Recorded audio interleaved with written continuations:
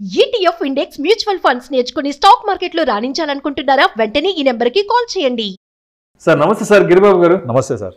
Sir Giribabu గారు, మొట్టమొదటిసారిగా mutual ఫండ్స్లో ఇన్వెస్ట్ చేద్దాము అనుకున్న వాళ్ళకి మీరేమైనా ఒక 5 పంచసూత్రాలు ఏమన్నా చెప్తారా?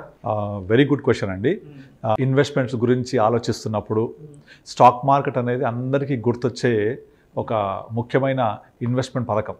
స్టాక్ మార్కెట్ గురించి ఆలోచిస్తూ సో అలాంటి టైంలో మీరు మ్యూచువల్ ఫండ్లో ఇన్వెస్ట్ చేయాలి అనుకునే కొత్త ఇన్వెస్టర్స్ గురించి అడిగారు. చాలా very very good question. So నేను మ్యూచువల్ ఫండ్స్ ఇన్వెస్ట్ చేసే వాళ్ళకు ఉండే అపోహలని నివృత్తి చేస్తూ ఎలా చేయాలి మనం డిస్కస్ చేద్దాం. నార్మల్గా నేను ఒక డేటా చెప్తాను మీకు. గత 23 సంవత్సరాలలో అంటే 2000 సంవత్సరం నుంచి ఇప్పటిదాకా తీసుకుంటే స్టాక్ మార్కెట్లో ఉన్న ఒక 100 కంపెనీలు అనుకోండి, లిస్టెడ్ కంపెనీస్. ఆ 100 కంపెనీస్ తీసుకుంటే 23 ఇయర్స్లో దాదాపుగా 90% ఆఫ్ కంపెనీస్, అప్పటి నుంచి ఇప్పటిదాకా ఉన్న కంపెనీస్లో 90% కంపెనీస్ మార్కెట్లోంచి ఎగ్జిట్ అయిపోవడమో, లేదా దాని IPO ప్రైస్ కంటే తక్కువ ఉండడమో, లేదా ఆ ప్రైస్ కంటే కొంచెం అటు ఇటుగా ఉండడం జరుగుతుంది. 90% కంపెనీస్. అంటే ఇప్పుడు క్రియేట్ అయిన సంపద అంతా కూడా కేవలం ఒక 10-15 సంస్థలు, కంపెనీస్ ద్వారా క్రియేట్ అయిన సంపదనే.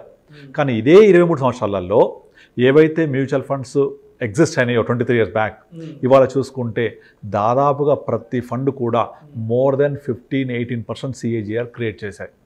అంటే స్టాక్ మార్కెట్లో స్టాక్స్ చూసుకుంటేనేమో 90%, బట్ IPO ప్రైస్ని దాటలేకపోయాయి. తర్వాత అప్పుడు ఉన్న కంపెనీస్ ఇప్పుడు లేకపోయి ఉండొచ్చు, వ్యానిష్ అయిపోయాయి. కేవలం 10% మాత్రమే ఇవాళకి కూడా మనుగడ సాగిస్తున్నాయి. అవి మల్టీఫోల్డ్ క్రియేట్ అయినాయి. అంటే selection of that 10% is very difficult. వేరే మ్యూచువల్ ఫండ్లో ఆ ప్రాబ్లం లేదు. మ్యూచువల్ ఫండ్లో దాదాపుగా ప్రతి ఫండ్ ఇవాళ తీసుకుంటే వర్స్ట్ పర్ఫార్మెన్స్ కూడా మోర్ దెన్ 15% ఉంది. మీకు తెలుసు కదా, 15% 15 ఇయర్స్ ఇన్వెస్ట్ చేస్తూ పోతే 15,000 SIP will create 1 crore. So direct investment versus mutual fund గురించి మాట్లాడితే నేను ఎగ్జాంపుల్ చెప్తాను అందరికీ. సో మ్యూచువల్ ఫండ్లో ఇన్వెస్ట్ చేసిన ప్రతి ఇన్వెస్టర్ 15% పైగా లాభం సంపాదించాడు ఇవాళ. కనుక స్టాక్ మార్కెట్ గురించి ఆలోచించిన డైరెక్ట్ ఒకసారి జంప్ అవ్వకుండా స్టార్ట్ విత్ మ్యూచువల్ ఫండ్. ఒక ఇన్వెస్ట్మెంట్ జర్నీ అనేది మ్యూచువల్ ఫండ్లో స్టార్ట్ చేస్తే చాలా హ్యాపీగా ఉంటుంది. మీ యొక్క ఇన్వెస్ట్మెంట్ జర్నీ హ్యాపీగా ఉండడమే కాదు, గోల్ని కూడా రీచ్ అవుతారు.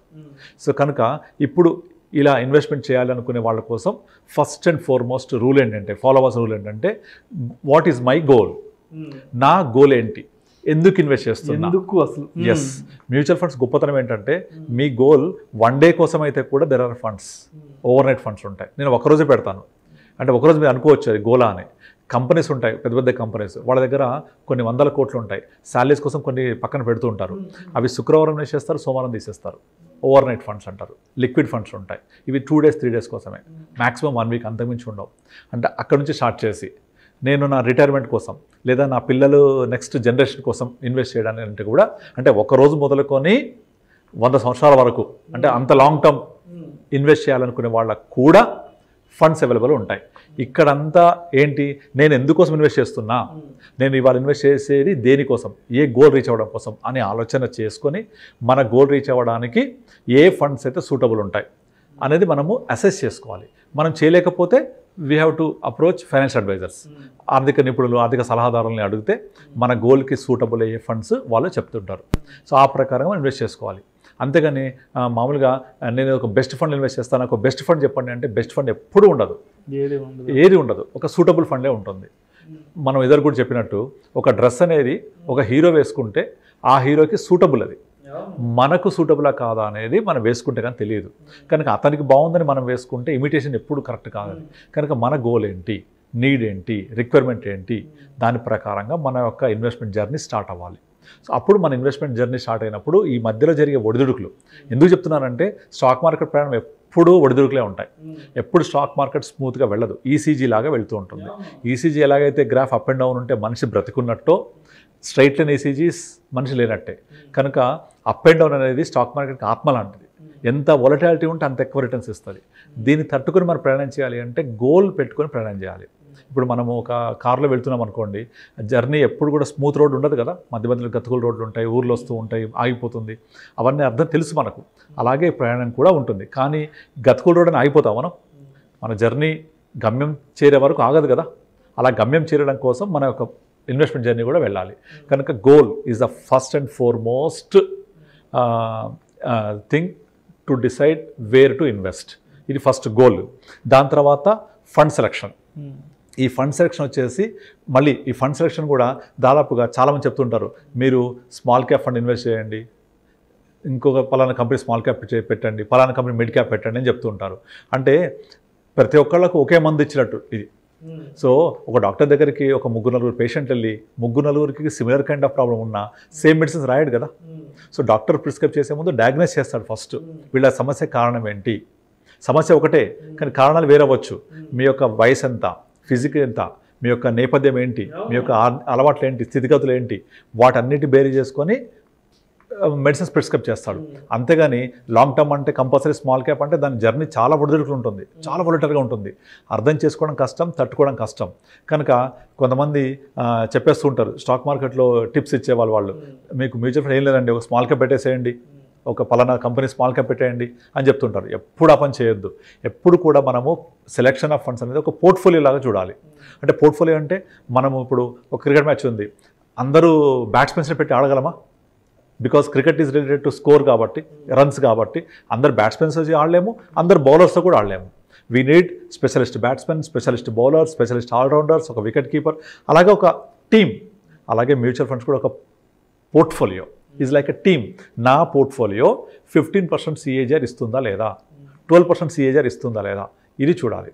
ఎందుకంటే ఆ పోర్ట్ఫోలియోలో FMCG ఉండాలి, IT ఉండాలి, బ్యాంకింగ్ ఉండాలి, ఫార్మా ఉండాలి, డైవర్సిఫికేషన్ ఉండాలి, స్మాల్ క్యాప్ ఉండాలి, మిడ్ క్యాప్ ఉండాలి, లార్జ్ క్యాప్ ఉండాలి. ఒక్కొక్క పని ఒక్కొక్కటి చేస్తుంది. కనుక portfolio selection is very very very important.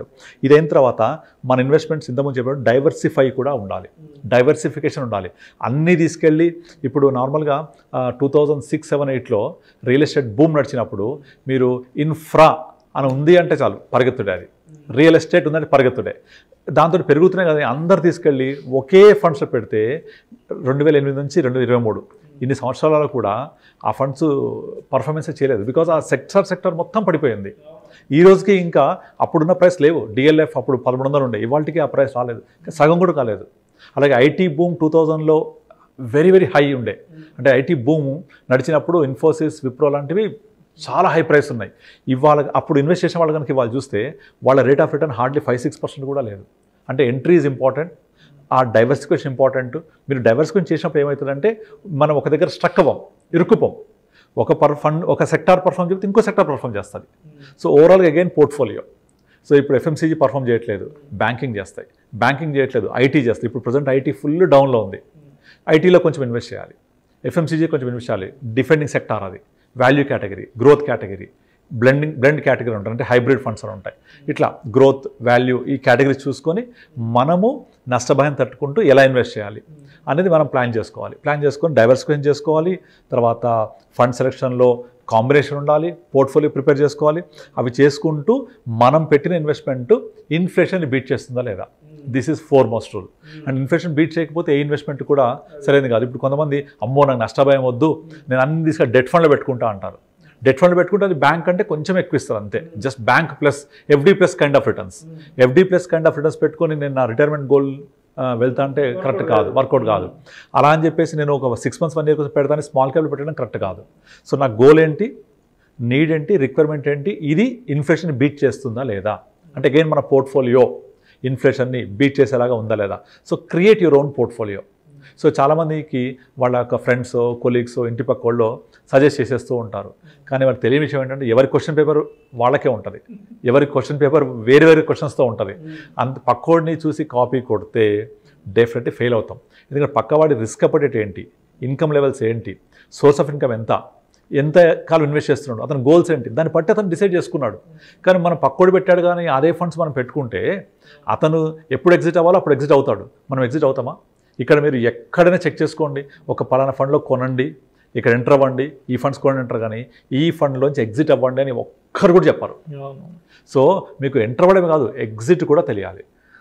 Exit అంటే ఏంటి, ఎప్పుడు ఎగ్జిట్ అవ్వాలి, ఎందుకు అవ్వాలి, నా గోల్ ఏంటి అనేది మీ అంతటా మీరుగా తెలుసుకొని ప్లాన్ చేసుకొని వెళ్ళకపోతే ఫైనాన్షియల్ అడ్వైజర్ కలిస్తే definitely they will help you out.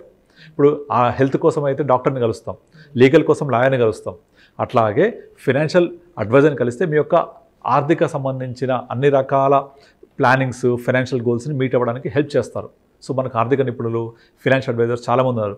కానీ ఈ కల్చర్ పెరుగుతుంది. ఇప్పుడు రెగ్యులర్గా క్లయింట్స్ వస్తున్నారు, మాట్లాడుతున్నారు, వాళ్ళ యొక్క ఇన్కమ్ లెవెల్స్ ఏంటి, అప్పులు ఏమున్నాయి, ఆదాయం ఏముంది, గోల్ ఏంటి డిస్కస్ చేస్తున్నారు. So we could able to guide them. So ఇలా వెళ్తూ ఉంటే ఒక మన తోడు ప్రయాణంలో ఎప్పుడు ఒక తోడు ఉంటే మనం ఎలాగైతే మన ఒక గమ్యాన్ని చేరుకోగలమో, ఆ తోడు అనేది ఒక ఫైనాన్షియల్ అడ్వైజర్.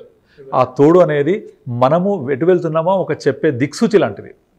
ఇప్పుడు మీకు గూగుల్ మ్యాప్స్ ఉన్నాయి, అది పెట్టుకొని వెళ్ళామనుకోండి, అది ఎటు చూపిస్తే అటు వెళ్తూ ఉంటాం. పొరపాటున చెప్పింది కాకుండా పక్కకి వెళ్తే అది చెప్పదు గూగుల్ మ్యాప్ మనకు, ఇట్లా వెళ్ళావు తప్పు వెనక్కి అని చెప్తుందా? చెప్పదు.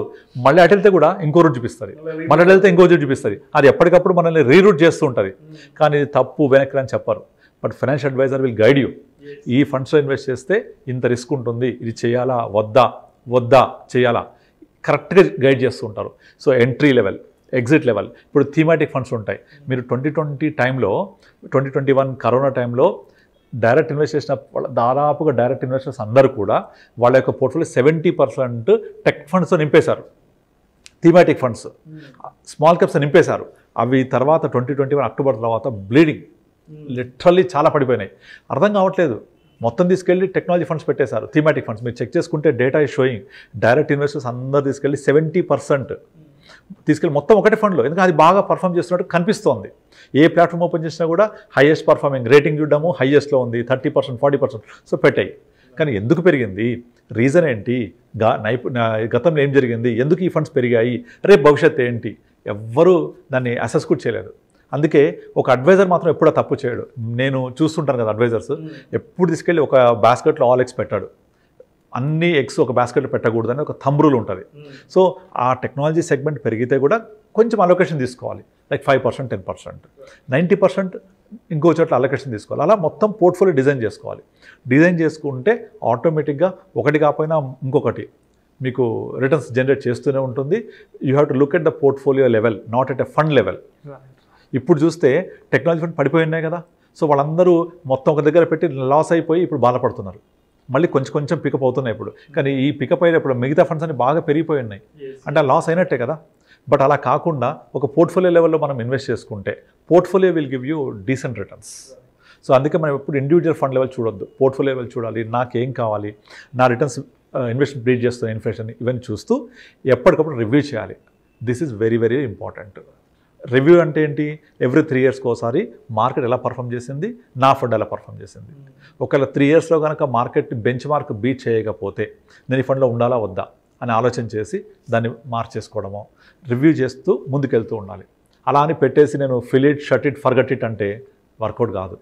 అలా అని పర్ఫామ్ చేయని నాన్ పర్ఫార్మర్స్ ఉండడం కూడా కరెక్ట్ కాదు. సో ఎప్పటికప్పుడు మార్కెట్కి బీట్ చేసుకుంటూ వెళ్తూనే లేదా అని చూసుకోవాలి. చూసుకుంటే మీరు ఎనార్మస్ సంపద క్రియేట్ చేయొచ్చు ఓవర్ పీరియడ్ ఆఫ్ టైం. ఎందుకంటే మనకు ఇన్వెస్ట్మెంట్స్ ట్రెండ్ మారుతుంది కదా.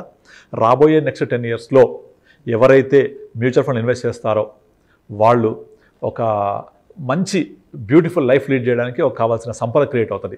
ఇప్పుడు మిస్ అయ్యారంటే మాత్రం మళ్ళీ ఇలాంటి ఆపర్చునిటీ దొరకదు. ఎందుకంటే ఆల్రెడీ మనము 15 years బ్యాక్ ఎకానమీ ఎక్కడుంది, ఇప్పుడు ఎక్కడుంది చూస్తూ ఉంటే ప్రొజెక్షన్స్ అన్ని ఇండియా వైపు చూపిస్తున్నాయి. India is going to the next big thing అని. ఆ నెక్స్ట్ బిగ్ థింగ్లో వెళ్ళాలి అంటే, ఇండియా గ్రోత్ స్టోరీలో పార్టిసిపేట్ చేయాలి అంటే just invest in mutual fund. Sit right, tight your seat belt and wake up in 2030 you will be there landed. So India growth స్టోరీలో participate చేయండి. అందరికీ నేను చేసే అప్పీల్ ఇదే, simply invest in mutual funds. Happy journey, investment journey కూడా సుఖమయంగా ఉంటుంది. Thank you sir. Thank you so much Giribabu garu. Thank you sir.